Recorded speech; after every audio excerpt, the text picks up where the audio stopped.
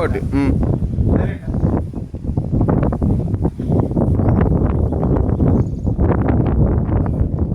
దేవునికి మహిమ కలుగులాగున.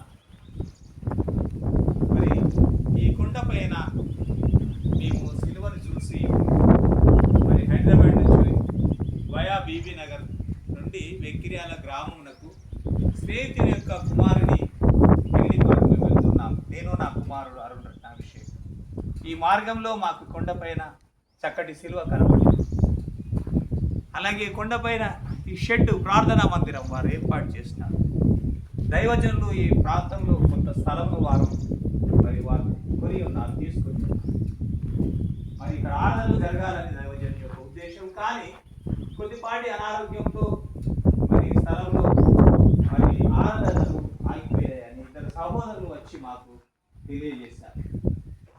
చక్కటి ఉద్దేశము, మంచి ఆలోచనతో దైవజనులు ఈ ప్రాంతంలో మరి ధైర్యంగా ఈ రోడ్డు ప్రక్కనే వారు ఇంత పెద్ద సిలువను చూడండి, సిలువను మరి చిన్నపాటి షెడ్డును వారు నిర్మించారు.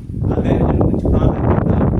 అనేకులు వచ్చి దేవుణ్ని ఇక్కడ ఆరాధించటకు, దేవుని మహిమపరచటకు మరి సువార్తగా అది ప్రకటింపబడదు. దేవుడు సహాయం చేసి నడిపించుకున్నారు.